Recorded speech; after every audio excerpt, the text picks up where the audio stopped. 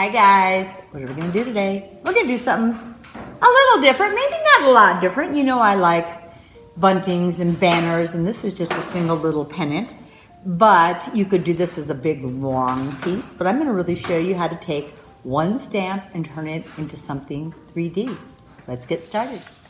So to get started, I am just going to paint my paper.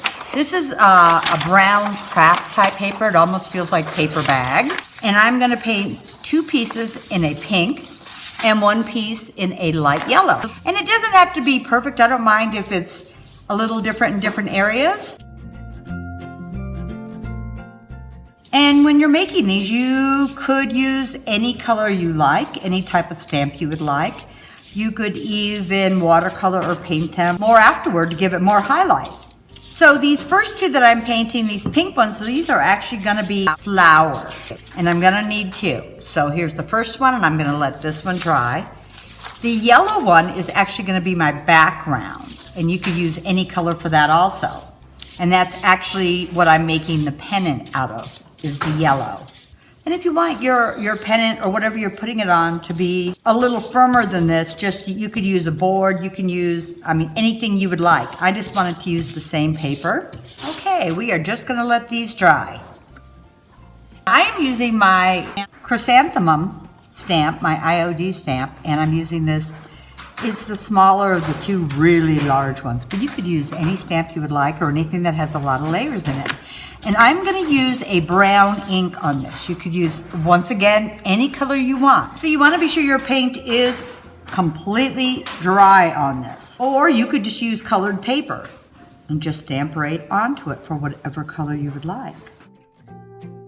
So I'm gonna stamp this twice, once on this sheet and once on the other sheet.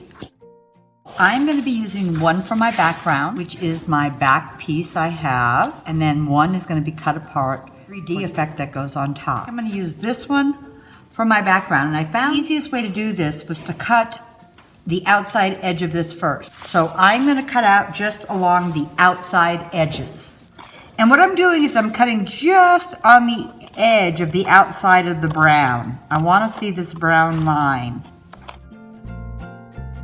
On this stamp, it's very, very intricate, so you really have to pay attention. Now, some of these little pieces in here, they really may not matter if you take them out, but it's just funny when you really look at this closely, you're gonna be able to see this stamp is so extremely intricate.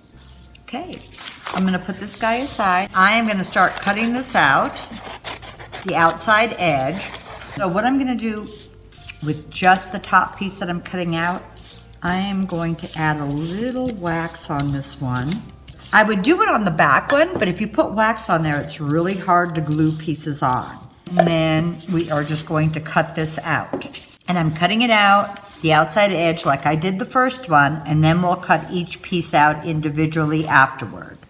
This is the second one that I cut out. So what we're gonna do is start at one point, and we're gonna cut each leaf out, and we're gonna attach it to here. I am gonna start with this leaf because this is very distinguishable and it makes it very easy to go all the way around. Now you can either just use your scissors or an X-Acto. Make sure you have something on your table if you're using an X-Acto. Now I'm looking at this leaf and it's going from there. And I'm cutting in between the brown because I really wanna still see the lines. Now what I'm going to do is cut on the outside edge of this.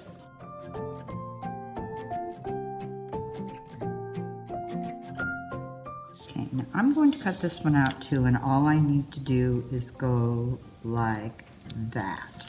You can use a heavy-duty glue stick, you could use a small piece of tape, or a nice strong glue. So, on this very first piece, what I'm going to do is where this piece needs to go down, and I am going to glue it to this spot because this is overlapping it. So I don't want this flopping up, and it would make no sense to have this hole here. And you'll see this as we go around. So I'm putting glue to where that spot is, and I am going to glue it right over this piece. Now this one, I am only going to glue to there, and this can flip up.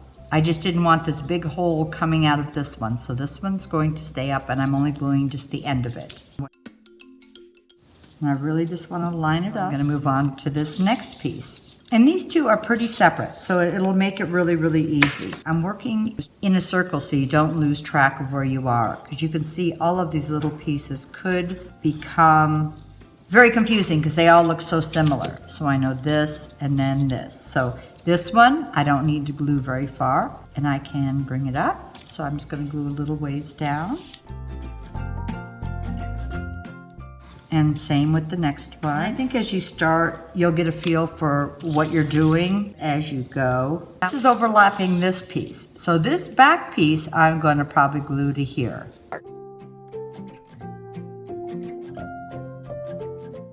So once again, I'm going to take the piece that I took the chunk out of, and I am going to glue that down first, right to here. So this one, I literally am just going to glue just the very end of it.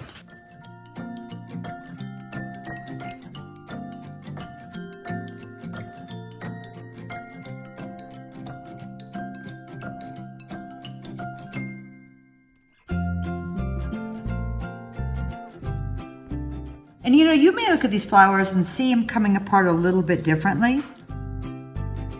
We're going to do something just a little different in this centerpiece here, but otherwise we're just going to continue on doing this all the way around. So when I get into the center part right here, I've cut these 3 leaves out, and I'm going to be putting them on. They go right here, here, and here. But this whole center little area, and depending on the stamp you're using, it may not have one like this, or it may. I am just cutting this out, and I'm going to glue it in and just kind of curl the top edge just to feel like it gets a little dimension, but otherwise I'm going to have most of it laying flat. And so you really almost don't even need to do the centerpiece. I just kind of like that where it's a little curved at the top.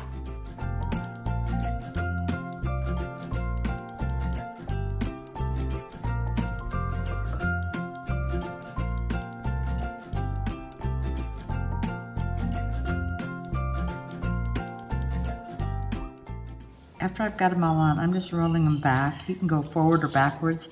Problem is, if you go forward and you haven't painted the back side, you're going to see some of the brown.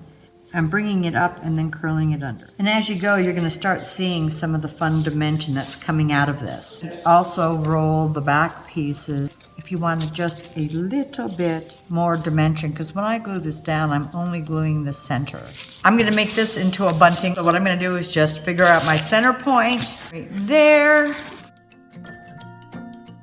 So what I'm going to do next is stamp my other pieces. So what I'm going to do is I'm going to stamp my leaves.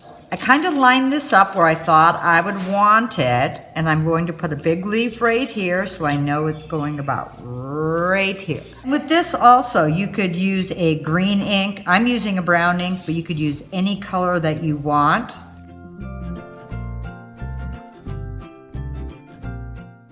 Okay, and that is going between there and there. I'm just going to do the tip of the leaf. So I know it's going about right here. I'm going to have one coming off of this corner like that.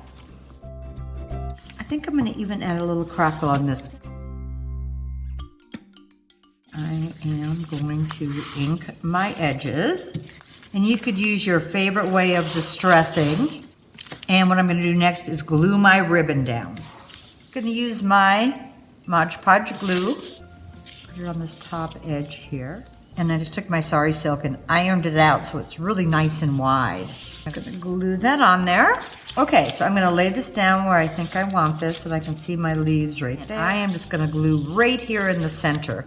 You could use hot glue or just regular glue or whatever you would like. You just want it to stay nice and firm. Line it up where I want it, press right in here. And now you can really work on curling up your pieces more if you would like. So I'm just going to use some wax on this again. You're gonna have to be careful if you do it on here. You're probably gonna have to re-squish some of your little guys. I don't do a lot with watercolor, but if you loved watercolor and you were so inclined, that would be beautiful to do watercolor on some of these leaves and some of these pieces. Okay guys, paper, paper, paper. So these were the two that we did. And I'm thinking even if you did a bunch of them in different colors, wouldn't that be cute as a bunting? Whatever you do, I hope you try it out, but have fun.